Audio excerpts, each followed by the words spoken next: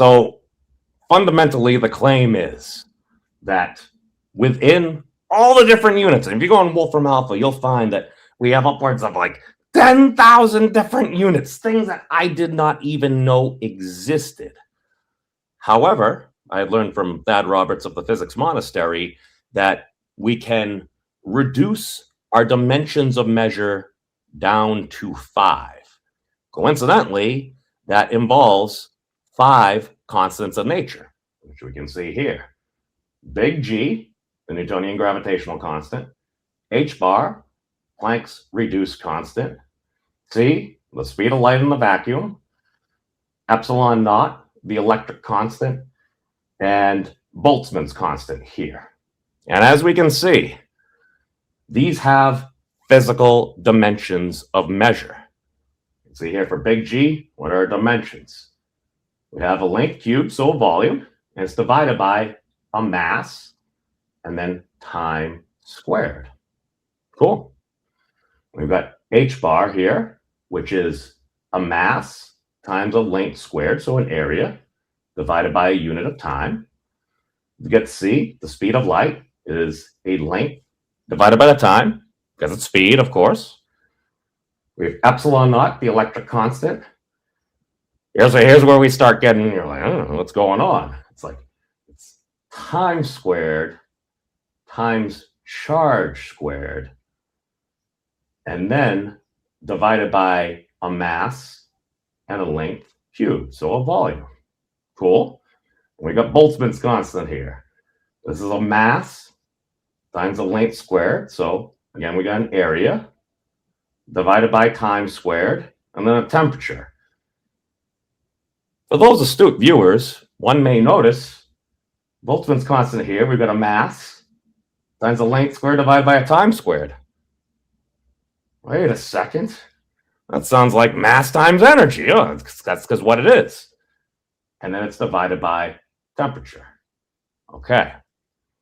So within these dimensions of measure, we can then formulate 5 Planck units. Those Planck units are the Planck time. So we got a notion of time. We got the Planck length. Got a notion of length or distance. We got the Planck mass, which is a notion of mass. The physical stuff, whatever that may or may not be. And then we got the Planck charge over here. So we have a notion of electric charge. And then we have the Planck temperature. So we have a notion of temperature. And we're going to be going through these in much, much more detail aside from just a little board thing. But we'll get into the board exercise because I ended up kind of writing a computational essay because that seemed to be the best way to present things. And I'd kind of already done this at the Wolfram Summer School last year. So I digress. So as we can see here, within these Planck units, by their definition, they use these constants to define them. So basically we use big G, h bar, c, epsilon naught, and k sub b. All right. So the Planck time, what is that? Now, if we notice, one of the interesting things you take away from these Planck units, they're all square roots. That means whatever we are dimensionally getting out before the square root is that dimension of measure squared. I'm just going to point that out. So for the Planck time, what do we got? We've got the square root of big G times h bar divided by the speed of light to the 5th power.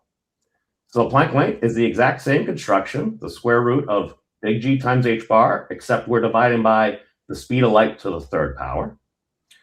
The Planck mass is a similar setup. We've got the square root of big G, h bar, and we're dividing by c. So we're just arranging those in that particular way, and we get out the Planck mass. The Planck charge is the square root of 4 pi, h bar, c the speed of light, and the electric constant. Note, some folks may use a different convention and they get that 4 pi out. We're going to go over in probably the next 30 minutes or so my argument for why we should include the 4 pi. Because long story short is the gravitational constant and the Planck charge They have a very similar construction. You may have heard of that whole mass 1 times mass 2 divided by your r squared, so you get an inverse square law. And for Coulomb's constant, you've got charge 1 times charge 2 divided by r squared. Long story short is they unite at the Planck force. So that's my claim for you doing that. And then we have the Planck temperature here, which is a bit different. We got the square root of h bar times the speed of light to the 5th power divided by big G, and then Boltzmann's constant squared. Boltzmann's constant has temperature in it. So if temperature is in the denominator there, this is one of the things we're going to go over, is if we're now dividing that, that puts it in the numerator. We've got it squared, so we're going to get 2 dimensions of temperature out. Therefore, we get the Planck temperature. Cool. Is everything crystal clear? Because if it is, that's actually kind of surprising, because this stuff has confused me for a while, and it still confuses me. And one of the reasons for doing this is to better get an understanding for what is going on to the best of our knowledge, utilizing our modern tools, techniques, and maybe a wee bit of numerology, because occasionally that may have worked in the past, but caution. Numerology is just numerology until it can explain more with less. You're also going to want to have a coherent framework, but we're going to have to get into the essay for that. So